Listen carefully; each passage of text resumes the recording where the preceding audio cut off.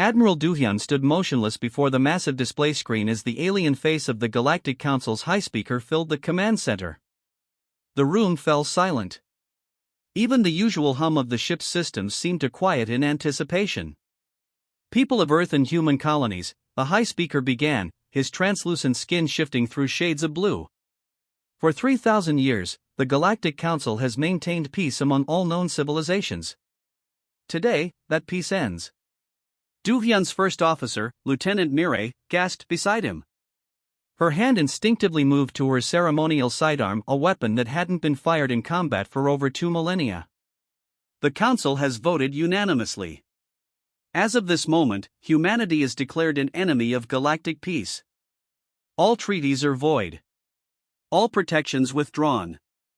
All human vessels will be treated as hostile. The transmission ended abruptly, leaving the command center in stunned silence. "Sir," Mireille whispered, "what just happened?" Duhyun had no answer. Humanity had been part of the galactic community for over 2,000 years. They had followed all the rules, contributed to medicine, art, and science. Their military was minimal, maintained only for ceremonial purposes. The most serious weapon he personally commanded was a small laser cutter he used to open food packages. "Contact Earth Command," he ordered, keeping his voice steady despite the tremor in his hands. "And prepare for possible attack." 3 light-years away, on the human colony of New Seoul, Governor Jinwoo received the same message. Unlike the military ship, his colony had no defenses at all. 20 million humans lived under thin transparent domes, completely vulnerable to attack. "Evacuate to the underground shelters," he ordered his staff. "And pray our old bunkers still work." As the colony's warning sirens began to blare for the first time since they were installed, Jinwoo opened a secure channel to Earth. Before he could speak, the feed filled with dozens of other colonial governors, all panicking, all demanding answers that no one had. President Taeyong of the United Human Systems appeared on screen, her face grim but composed. "We've received no warning and no explanation beyond what you all heard," she said. "I've ordered our ambassadors to request clarification, but all our diplomats have been expelled from Council space. Our embassy on Centauri Prime has been seized." "What about our ships in transit?" Governor Jinwoo asked. "We've lost contact with 17 vessels in Council territory," the president admitted. "We must assume they'd been captured or destroyed." In orbit around Earth, General Sunmi watched as her ceremonial fleet transformed. Ships that had been science vessels and diplomatic carriers for generations were being hastily retrofitted with makeshift weapons. Engineers who had never designed anything more dangerous than mining equipment worked frantically to convert research tools into defensive systems. "I found these in the historical archives," her young aide said, laying out ancient military manuals on her desk. "Nobody's read these in centuries." Sunmi picked up one labeled Basic Combat Strategy. The pages were yellowed, the binding cracked. Humanity had enjoyed such a long peace that war had become a historical curiosity, not a practical concern. "Have these copied and distributed to all commanders," she ordered. As the first day after the declaration ended, humanity began to wake from its peaceful slumber. Ancient military protocols, preserved as historical footnotes, were being dusted off. Retired history professors who specialized in pre-council warfare suddenly found themselves appointed as strategic advisors. At the edge of the solar system, the first council warship appeared. It was massive, bristling with weapons that made Earth's hastily armed vessels look like children's toys. It broadcast a simple message: surrender or be destroyed. Admiral Duhyun's ship was the closest to the intruder.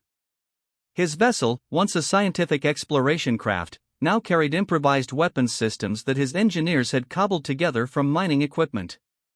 "Sir, we're outgunned at least 50 to 1, Mireille reported. Duhyun nodded, studying the ancient military manual he'd been reading since the declaration. One passage stood out: "When outmatched, do what the enemy least expects." "Prepare for combat," he said quietly. "But not in the way they're expecting."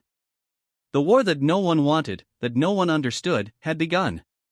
Humanity, peaceful for 3,000 years, was about to remember what it meant to fight. Admiral Duhyun's ship drifted silently through the debris field. The Council warship had not expected such a small vessel to fight back. It certainly hadn't expected Du Hyun's desperate maneuver, overloading his ship's power core and launching it like a primitive missile directly at the enemy's propulsion systems. "Status report," he called out, his voice hoarse from the smoke that still lingered in the command center. "We're alive, sir," Mireille replied, her face streaked with soot. "Barely.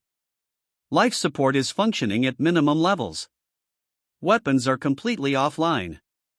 Du Hyun nodded. "And the Council ship?" "Crippled but still operational. They've called for reinforcements." The news spread quickly through human space. A single retrofitted science vessel had managed to disable a Council warship. It wasn't a victory, not really, but it sparked something that had been dormant in humanity for 3,000 years. On Earth, the old military bunkers buried beneath the mountains were being reopened. Professor Yi Jun, an expert in ancient warfare, led a team of young engineers through the dusty corridors. These facilities were preserved as historical monuments, he explained, running his hand along a control panel. To everyone's surprise, lights flickered on. But our ancestors built them to last. In the main chamber, they found rows of manufacturing equipment, designed to produce weapons and armor. The machines were primitive by modern standards, but they were untouched by the Council's technology, and therefore unknown to their enemies. "Can we make them work?" asked Hannah, the youngest engineer. Yi Jun studied the ancient instruction manuals. These were designed to be operated by people with minimal training during emergency situations. "I believe we can." Within days, the first new human weapons in 3 millennia rolled off the production lines. They were crude compared to Council technology, but they were entirely human, designed by human minds, built by human hands, and completely unfamiliar to their enemies. On the colony world of New Seoul, Jinwoo watched as his people transformed. The artists became strategists, the teachers became tacticians, the builders became soldiers. What surprised him most was how quickly it all happened, as if humanity had been waiting for this moment. "It's in our blood," explained Dr. Minho, the colony's chief medical officer. "I've been studying our genetic records since the war began. There are sequences in our DNA that don't match any known evolutionary pattern." "What does that mean?" Jinwoo asked. Minho's eyes were troubled. "It means we might have been designed this way. Designed for war, then forced to forget." In space, the scattered human fleet was regrouping under General Sunmi's command. The Council had expected an easy victory against a peaceful species. Instead, they faced opponents who fought in ways they couldn't predict. "They expect us to use their tactics, their strategies," Sunmi told her commanders. "But we have something they don't understand: our history." She displayed ancient battle plans from Earth's warring periods, strategies from Sun Tzu, Genghis Khan, Napoleon, and others long forgotten by most of humanity but preserved in historical archives. 3,000 years of peace didn't erase what we were, she said quietly. It just buried it. In his damaged ship, Admiral Du Hyun received the orders from Earth Command. His vessel was too damaged to fight, but it still had functional engines. He was to lead a desperate mission, not to attack, but to retrieve. "The Vault Archives on Proxima 4, Mireille read from the encoded transmission. "We need to know why they attacked us. We need to know what they fear." Du Hyun looked around at his crew. They had been scientists and explorers just days ago. Now they were about to embark on the most dangerous mission possible, infiltrating Council space to steal secrets from one of their most secure facilities. "We leave in 6 hours, he announced. "The Council thinks they know humans. They think we're peaceful, predictable. They're about to learn how wrong they are." As his ship limped away from the battle site, Du Hyun felt something stirring inside him, something old and dangerous that should have frightened him. Instead, it felt right, like a part of himself he'd never known was missing. Across human space, the same awakening was happening in millions of minds. The long peace had not erased humanity's capacity for war. It had merely given them time to forget what they were capable of. The Council had made a terrible mistake. They had awakened something that had been sleeping for 3,000 years. The Proxima archives hung in space like a giant metal spider. Lights flickered across its surface as council ships patrolled around it. Admiral Duhyun's damaged vessel approached slowly, transmitting the identification codes they had stolen from a captured council scout ship. "They're scanning us," Nire whispered, though there was no need to be quiet in the vacuum of space. Du-hyun nodded. "Maintain course. Act like we belong here." The plan was simple but dangerous. Their ship would dock for routine maintenance. A small team would enter the archives to find information about why the Council had suddenly turned against humanity after 3,000 years of peace. "We're cleared to dock," Nire announced, surprise evident in her voice. They accepted our codes. The team moved quickly once inside. They wore stolen Council maintenance uniforms and kept their heads down. The archives were vast, a storehouse of knowledge spanning millions of years and thousands of civilizations. "How will we find anything useful here?" asked June, the team's engineer. "There must be billions of records." Du-hyun held up a small device Dr. Minho had given him before they left Earth. "This will search for any mention of humans, Earth, or our genetic code." They reached a quiet terminal deep in the archives. Nire stood guard while Du-hyun connected the device. Ancient data began to flow across the screen. "There," he said suddenly, pointing to a sealed file. "That's classified at the highest level. It mentions Project Sentinel and human genome." It took June nearly 20 minutes to break through the security. When the file finally opened, the three humans stared in disbelief at what they saw. "This can't be right," Nire whispered. "The files contain detailed genetic blueprints, humanity's genetic blueprints. Not as they had evolved naturally, but as they had been designed. According to the records, humans had been created as weapons during the last Great War, over 6,000 years ago. We were made to be soldiers," Du-hyun said, scanning through the data. "Created by a species called the predecessors to fight their enemies." "But what happened to them?" June asked. "And why didn't we know about this?" The answer came in the next file. The predecessors had been defeated despite their human weapons. As part of the peace treaty, the newly formed Galactic Council had demanded that all human soldiers be neutralized. But one scientist had argued against genocide. "They put us to sleep," Du-hyun realized. "They wiped our memories and placed us on Earth with altered genetics that would slow our development. We were supposed to evolve naturally, never remembering what we had been." "Then why attack us now?" Nire asked. "After all this time?" The final file answered that question. Regular genetic tests had been conducted on humans throughout their history. The latest results showed that the suppressed genetic markers were becoming active again. Humanity was, without knowing it, reverting to its original design. "They're afraid of what we were made to be," Du-hyun said softly. "And now that fear is making their nightmare come true." An alarm suddenly blared through the archives. "Intruder alert! Security breach in Section 12. We need to go," June urged, disconnecting the device. "Now!" They ran through the corridors, dodging Council security. Their stolen uniforms no longer offered protection as the guards were now scanning everyone they encountered. "This way," Nire called, checking a map she had memorized. "There's a small hangar with emergency vessels." They fought their way to the hangar, surprising themselves with how naturally they reacted to the danger.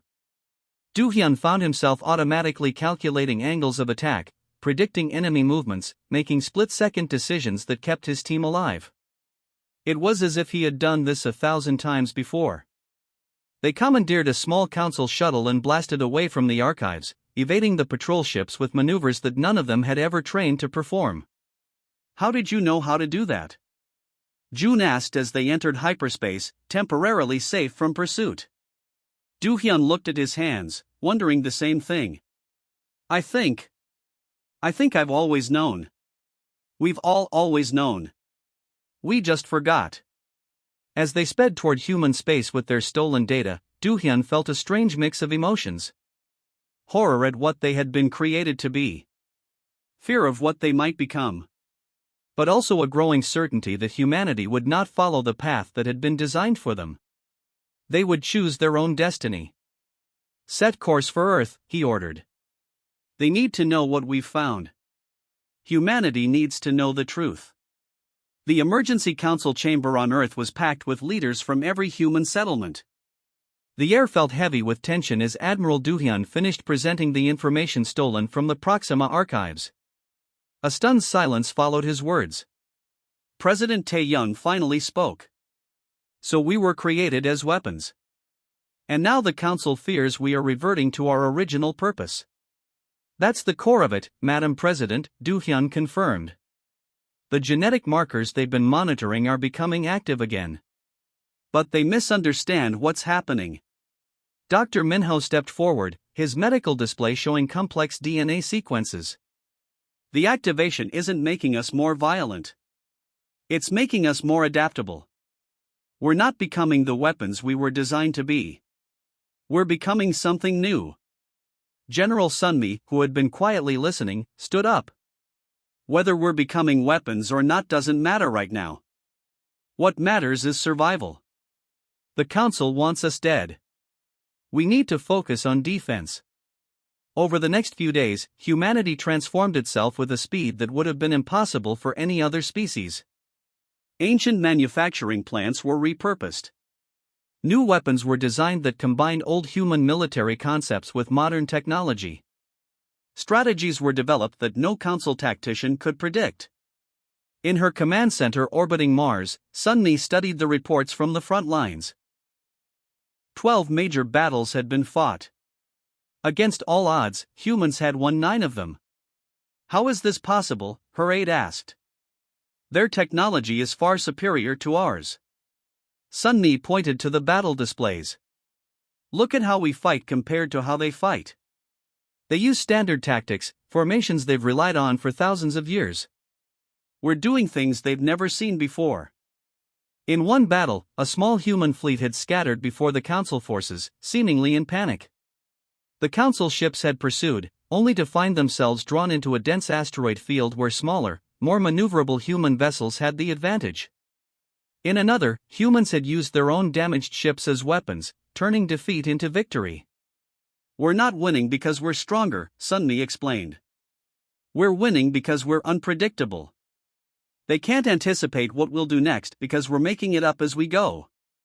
On New Seoul, Governor Jinwoo watched as his civilian colony transformed into a fortress.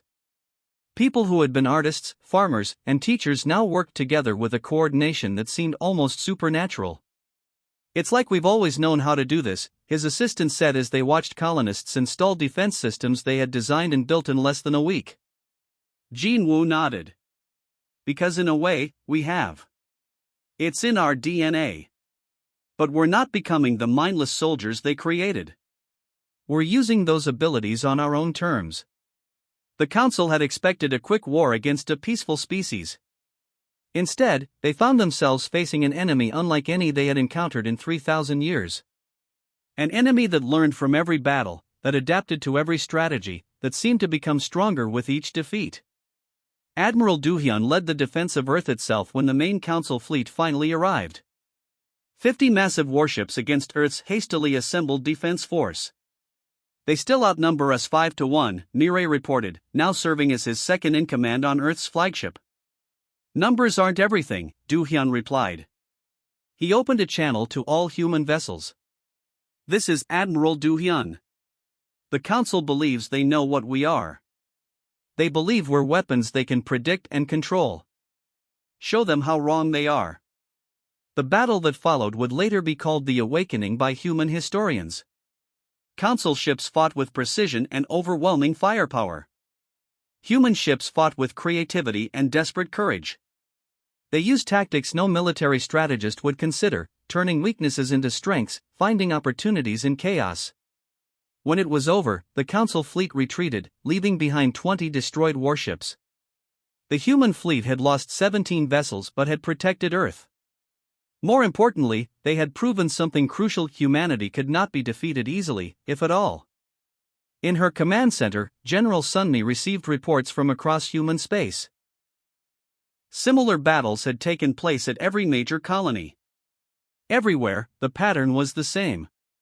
Council forces, despite their superior technology and numbers, were being fought to a standstill by human ingenuity. "Send word to all commands," she ordered. "Phase 2 begins now." "Phase 2, her aide asked. Sunmi nodded grimly. Defense was Phase 1. Now we take the fight to them. It's time the Council learned what humans are truly capable of. The Council's High Chamber had never seen humans before. For 3,000 years, representatives had spoken for humanity, but never humans themselves. Now, 5 humans stood before the Council's 47 members, surrounded by guards. Admiral Du-hyun led the delegation. Beside him stood General Sunmi, Dr. Minho, Governor Jinwoo, and President Tae-young. They had come not as supplicants but as equals, having fought their way into Council space against impossible odds. "You should not be here," the High Speaker said, his translucent skin darkening with anger. "This chamber is for civilized species, not weapons." President Tae-young stepped forward. "We are not weapons. We never were. We were designed to be, yes. But design is not destiny." For 3 months, humanity had pushed back against the Council forces. Not just defending but advancing, capturing ships, taking space stations, establishing footholds in Council territory. Each victory defied explanation. A species that had been peaceful for 3,000 years had transformed overnight into the most formidable fighting force the galaxy had ever seen. "We could continue this war," General Sunmi said, her voice firm. "We could push further into your territory. But that is not why we came." She activated a small device. Above them, a holographic display showed the genetic sequences stolen from the Proxima archives. "We know what we were made to be," Dr. Minho explained. "But we also know what we chose to become. The genetic changes you've detected aren't making us revert to our original programming. They're helping us transcend it." The Council members shifted uncomfortably. Their scientists had predicted that awakened humans would be mindless soldiers, easily controlled by whoever held their genetic keys. Instead, humans had awakened into something far more dangerous, a species with the combat abilities they were designed for, but guided by free will and 3,000 years of peaceful civilization. "We have a proposal," Admiral Du-hyun said. "End this war. Recognize humanity as a sovereign power, not subject to Council authority. In exchange, we will share something you desperately need." "What could you possibly offer us?" the High Speaker demanded. Governor Jinwoo stepped forward with another device. The holographic display changed to show a complex series of genetic modifications. "Freedom from your own programming," Jinwoo said quietly. "We've studied the archives. We know the Council species were also designed, just like humans. You were created to be administrators, diplomats, peacekeepers. Your genetic code limits your ability to adapt, to change, to evolve. That's why you fear us so much. We represent everything you cannot be." A murmur ran through the Council chamber. This was a secret held only by the highest levels of Council leadership, that all member species had been created by the same predecessors who made humans, each designed for specific roles in a galactic society. "Our scientists have found a way to modify your genetic restrictions," Dr. Minho continued. "Not to remove them completely, that would cause chaos, but to allow controlled adaptation. You could evolve again, grow beyond your limitations, just as we have grown beyond ours." The High Speaker's skin shifted through colors rapidly, showing his agitation. "How do we know this isn't a trick? How do we know you won't simply reprogram us to serve you?" President Tae-young smiled gently. "Because that's what you would do in our position. That's what your programming tells you is the rational choice. But we are more than our programming. We choose a different path." The Council deliberated for 3 days while the human delegation waited. War continued on the borders, but with less intensity as both sides watched for the outcome. Finally, the humans were summoned back to the chamber. "We accept your proposal," the High Speaker announced. "The war between the Council and humanity is ended. Humanity will be recognized as sovereign and independent. The real work began after the official ceremonies. Human scientists worked with council experts to implement the genetic modifications. Trust built slowly as council members saw that humans kept their word, offering freedom rather than attempting control. 6 months after the peace treaty, Admiral Duhyun stood on the observation deck of his ship, watching a joint human council expedition prepare to explore beyond known space. Mireille joined him, now wearing the insignia of a full commander. "Do you think we did the right thing?" she asked quietly. "Giving them the ability to change, to become more like us?" Duhyun nodded. "We were designed to be weapons, but we chose to be creators instead. That's the true gift of humanity, not our ability to fight, but our ability to choose who we want to be." As their ship joined the expedition, humans and council species worked side by side, each learning from the other. The war that had awakened humanity's ancient abilities had led not to destruction but to something new, a future neither side could have imagined before, but which they would now build together.